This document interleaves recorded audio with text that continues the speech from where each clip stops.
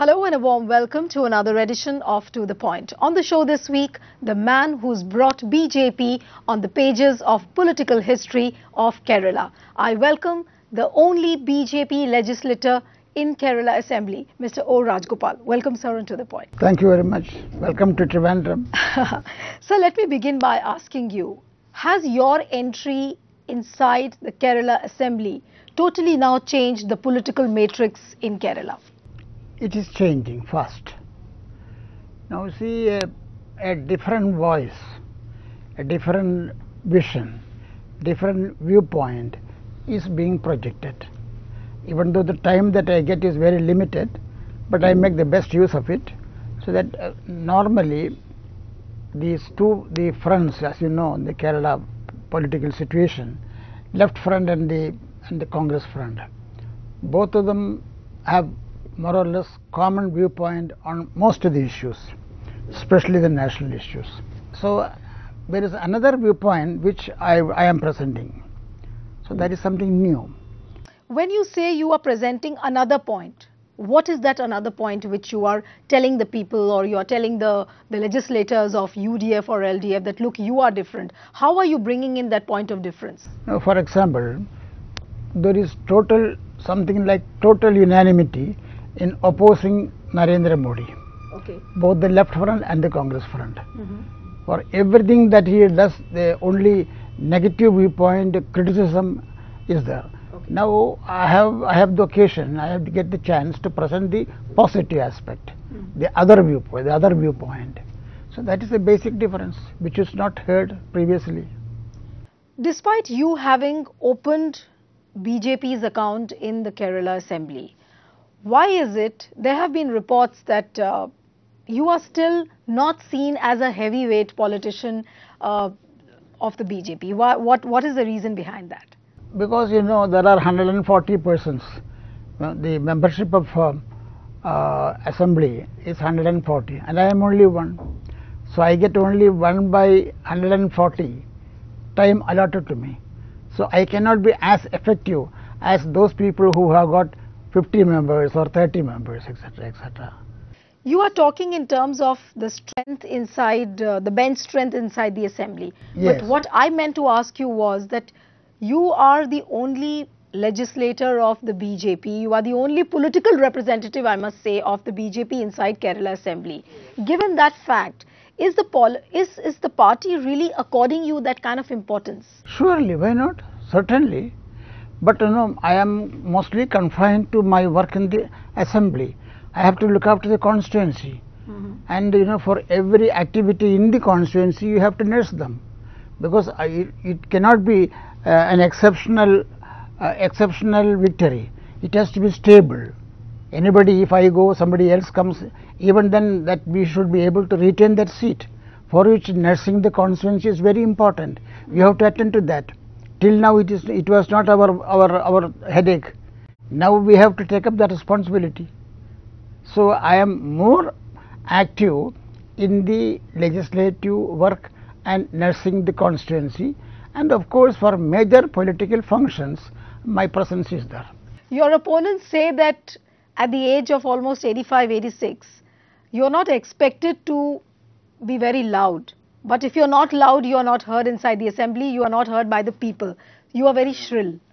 How would you counter this? My sound is shrill.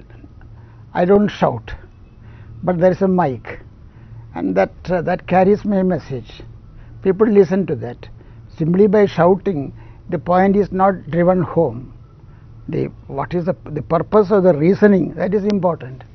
But honestly, tell us, Mr. Rajagopal, were you expecting this victory from Neemom? Because you have fought elections. In fact, you have waited for 50 years to see a day like this when you are inside the Kerala Assembly.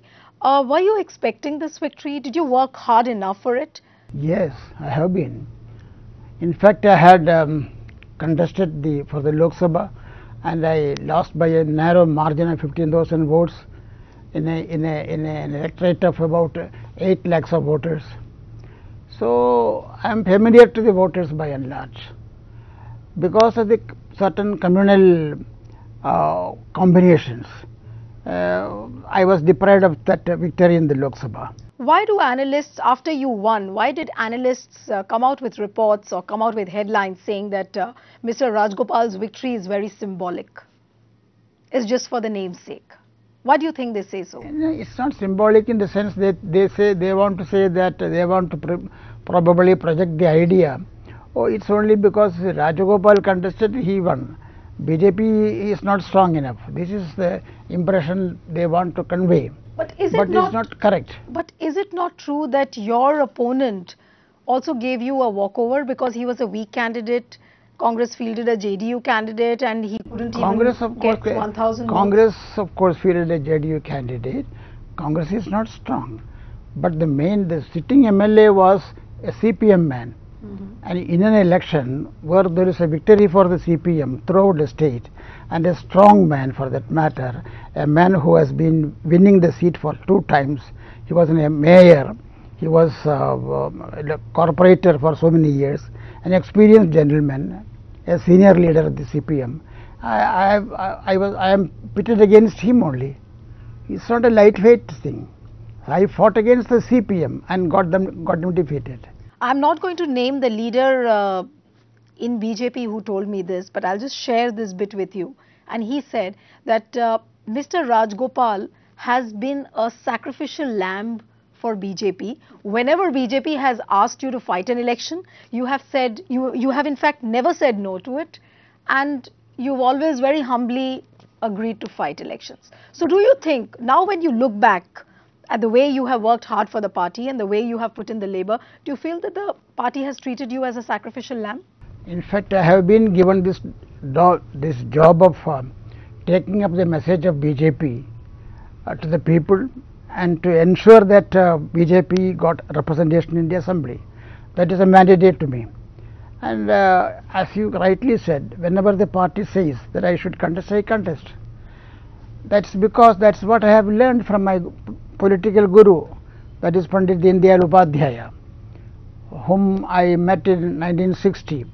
And the lesson he told me was, to begin with, you have to fight every election, because that is an occasion when people think seriously about political issues. Otherwise, they are normally worried about their personal or family problems. Only during election time they think seriously about political issues. And during that period you should be there in the field.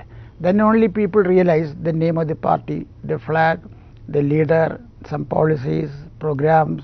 So this is the way to educate the public, and that's a slow process. It takes time. Now that your party has gained a foothold in Kerala, what is the next goalpost for BJP? Is it going to be the 2019 elections, or you're looking at the larger battle again after next 5 years when Kerala elections will be fought in 2021? Which is the next goalpost for your party, or for you rather? Of course, the first test comes during the next assembly elections, and I think we will be able to. Of course, the first election that is going to come is the Lok Sabha election, and we will have representation of BJP in the Lok Sabha election. That is our first preference. Immediately we are planning for that, and of course the next one is the assembly elections that comes later on. When you talk about these larger battles of 2019, 2021, the Lok Sabha and the assembly elections, do you think it's going to be an easy task for BJP, given the fact that CPM has strongly established itself, and in the initial 6 to 7 months of what Pinarayi Vijayan has ruled, he has shown that he is an able administrator and he is able to solve a lot of problems. But you are the sole legislator, and how hard are you trying to bring in the central schemes? How are you convincing the people that, look, what CPM is doing is not the correct thing? It's a center, it's the central rule which will finally pay you dividends. So is it not going to be a very tough task for BJP? It is. We are not minimizing the importance of the task and the strength of the argument that it is a tough job. But then situation is emerging day by day in our favor. After all, in Kerala, the political situation in Kerala is the voters are divided into 2 blocks, left front and the Congress front. and they have been given the opportunity to rule. Almost for the last 50 years, more or less equal chance was given to both of them. Now it has now become evident that there is nothing to choose between them. It is so that they are really interested in having a third front, but the only question is they wanted to be assured that it's a viable front, that there's a possibility of winning. Now we have shown we can win in this situation also, even in the capital, in the stronghold of the Marxist Party, when there is an upswing in their favor, even at that period we can win. So this is sends a good message. It's an emerging trend. You are saying that it's going to be a difficult task, but BJP will try its best. But given the demography of Kerala, if you look at the demographics of Kerala, it's a state where the social indicators have already been established. People are not talking about, or even the leaders don't talk about the basic things of roti, kapda and makan the way they are being spoken about in Uttar Pradesh or states like Bihar. So here you have a literate population. So what is going to be the party's main plank on which you will fight elections? Will it be on development or social indicators, or are you going to bring back your cow politics, your communal polarization? How will you really convince the people? We are not bothered about this communal polarization and all that, but a polarization is emerging. The situation is now in Kerala. Which polarization are you talking about? Now you see, about 48% of the electorate, they belong to the so-called minority communities. Right. The Christians and the Muslims. Muslims and Christians. Muslims more, 26%, right, and about 18% or so the Christian community. These are the two things. And the so-called majority community, they are divided on the basis of caste. This is the situation in Kerala. Now, because of the anti-Hindu stance of both the fronts, there is a reaction slowly growing in Kerala. But is it not true that so far left has projected itself as a viable option as a Hindu party, and unless BJP displaces left as a Hindu party, your task will still remain unfinished? They never say that they are a Hindu party. They are ashamed to be called Hindus. When Namburi report was asked to give an article on Hinduism, he said, "Who told you I am a Hindu?"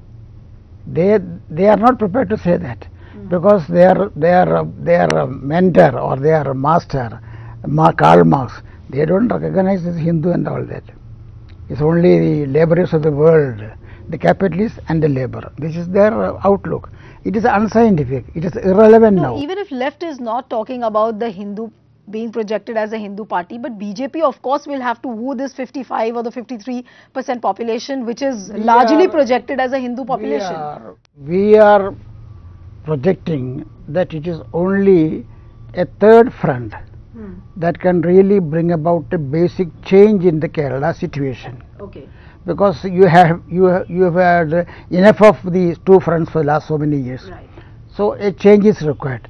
And there is a change that is taking place all over the country, and we cannot keep ourselves away from the main line. So we have to join the main current. So who is BJP's primary enemy? Is it LDF or is it UDF? No, we don't have enemies. We have what is it? Okay, I'll change my word. Not enemies, political opponents. Who is your primary opponent? Political rival. Well, primary thing is, Congress is not a strong force now. They are there only because of the help of the about 50% or the 48% of the minority vote. They are well organized, and the Congress is going out of the way to please them. So they are totally dependent upon the minority consolidation. This is the situation, and they are fast losing their following. And you must have seen now how they are quarreling in as three groups in Kerala. So their influence is going down. In the last election, but when you're talking about groupism and factionalism, this election, their vote strength has gone down by more than 6% in this one election. Even though Marxist Party also won the elections in general, their vote strength has gone down by 1%. So if I'm It to is believe, only the BJP that has gone up. so if I'm to believe what you're saying, so in the It is a next fact. 5 years, will BJP replace Congress as the primary rival of LDF? We hope so. We hope so. In fact, people are saying actually the real, even though BJP has only one MLA, the real opposition is BJP, because policy-wise, they are hand in glove, both the Congress and the Communists. At the national level, they are close allies. But sir, coming back to groupism, you were just saying that there's a lot of groupism and factionalism in Congress. Is it not true? There have been reports that even BJP is plagued with factionalism. BJP is also plagued with groupism. No, only thing is, So how will you tell the people that your party is different? any mass party, groupism is likely. But here it has reached such an extent, such a limits, it cannot go back. They are fighting like Kilkenny cats in the street. That is a position. But is all well between you and the state president Kumanam Rajashekaran? We are got good relations. He was not in the political party as such. He is a so-called in the party work. He is a newcomer. He was working in the Hindu Aikyavedi, Vishwa Hindu Parishad, etc., etc. Right. He is a mass agitator and all that. So he has good mass support also. He has come. But we are in very good terms. We work hand in glove. So you don't believe that BJP has camps of Kumanam Rajashekaran camp, or is it no, Rajagopal camp, Muralidharan camp? I don't have a camp. I have only BJP in my mind, because BJP stands for certain principles, basic principles, like Dharma Rajya, based on Dharma. It's a very important thing, concept that I have imbibed from my political guru, Diyadhyayal Upadhyaya. Now, there is one universal worry which the country is going through, and that is that what if BJP implements an RSS agenda across the country, be it education, be it other fields, and a similar worry is being narrated in Kerala as well. Now with Kumanam Rajashekaran, because he is an RSS man, you yourself have an RSS background, can you convince the people that you will not implement an RSS agenda in the state? Well, RSS agenda, what to describe as RSS agenda, is national agenda. That we are one people, we are one country, we are one nation, we are all sisters and brothers. What is wrong with that?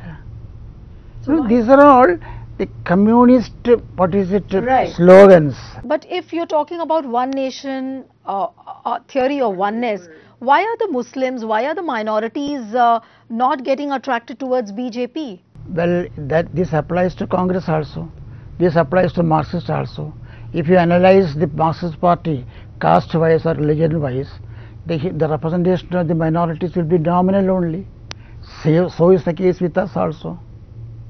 And the Muslims, by and large, they are with the Muslim League. The Christians, by and large, are with the Kerala Congress. This is a situation, hard reality. Now, if I'm to believe that now you're saying that BJP is working very hard, you have an aggressive network of RSS. You have a good network of RSS organizations which are very active in Kerala. Organizations also, but BJP organizations as well as RSS organizations which are very active.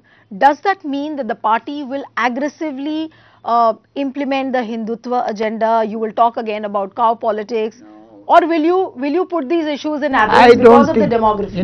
In our what is it? In our manifesto, there is no mention about cow. Okay. That sort of politics has not much of a role in Kerala. Here the main issue. So the RSS people are okay with the fact that Kerala has a culture of beef eating people. There are even RSS people. Many of them they are also consuming. This has become the common thing in Kerala. You have no idea about the ground reality of Kerala. Okay. Okay. Well, it is your choice, Nobody insists upon what you should eat, what you should not eat. So does it not show that BJP takes these issues as a matter of political convenience? In a state like Uttar Pradesh, you can divide the people communally. Just listen to me, just hear me out, sir. In a state like Uttar Pradesh, you can divide the people on the basis of beef eating and Ram temple and all these issues. But it's a matter of convenience, and in a state like Kerala, you know that people will not get convinced. So you have very effectively chosen not to speak about these issues. Each state, each area has its own problems, its own priorities. We go by that. After all, when you are being attacked, when you see that the general complaint that Hindus have more or less become second-class citizens in Kerala, this is the general feeling that has come up because of the competitive communal appeasement policy pursued by the two fronts. It naturally emerges. Another serious challenge which analysts see, which the BJP is facing, is that you don't have very strong line of leaders. And even if you see the leaders, they are concentrated mostly, in belts like Thiruvananthapuram, Kasaragod, Palakkad. But you don't have a very strong line of leaders. Will that not become an obstacle for the BJP? You cannot say we don't have strong leaders. You can say that we don't have as many well-known leaders like Congress or Communists, because they are in the field for so many years. No, because I am here in the field for so many years now, my name is well known. Others are all young people. They will be known. When you see a party system functioning, we see if the party is weak in a state, generally the party is remote controlled from Delhi. And the central leadership remote controls the party in the state. Is it applied to BJP here in Kerala? No. You see that it's only an allegation. After all, we are a democratic party. We sit and discuss, decide the priorities, allot the responsibilities according to their real strength. That is being followed here. I don't think there is any charge of such something dictated from Delhi. It's not so. We have an ideology, which ideology is well known, which is in tune with the constitution, and here you see the constitutional basic principles are being given the go by the two fronts. This we have to indicate, show to the people. Is it not a challenge for you to bring development here in a state, because your government is in the center? Here you will have to handhold the state government if you have to bring in the development schemes, but here you are opponents. So how will you really pursue the development agenda? Now look here, there are programs, there are projects of the government of India. There are the projects of the state government also. State government projects are being drawn up, their preference, etc., by the state government. But government of India's policies are the principle. We stand by that. We work for that. What do you have to say? And the development means not all major issues only. The development in each area, in a village, in a ward. What about the surroundings, etc.? It does not depend upon what support you get from the government. Organize the local people and make them active. And when they realize this man is doing something for them, they will be with you. One last question before we wind up the show. Leaders in Congress say that there is a striking similarity in the style of functioning of Prime Minister Narendra Modi and Chief Minister Pinarayi Vijayan. Are you convinced with what the Congress leaders say? No, Congress can say anything. Now, he is strong-willed man, no doubt, strong-willed man. But Narendra Modi has a national viewpoint. Pinarayi Vijayan's viewpoint is confined to Kerala and the Communist Party. This is the difference. They also say that both of them are autocratic and both of them are dictatorial. I will not say autocratic. Narendra Modi is not autocratic.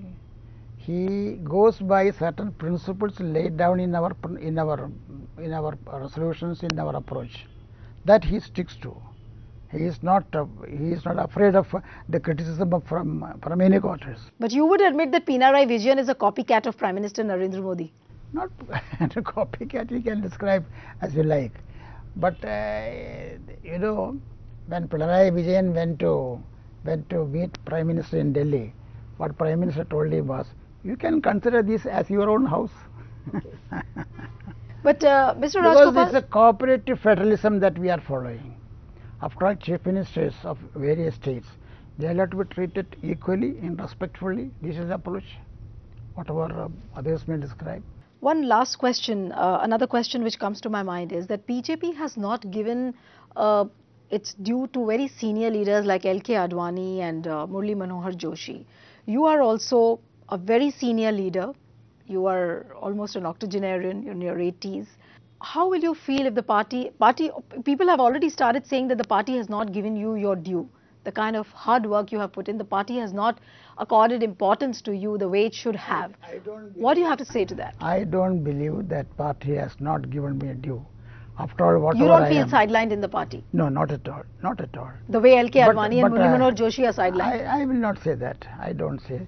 You know, the Congress culture or the Communist Party culture. Somebody is a leader.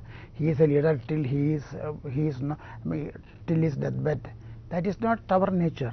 Okay. We have to bring in younger people, new persons, Okay. and the younger people, the elder people will play their role, Okay. and they are not kept out.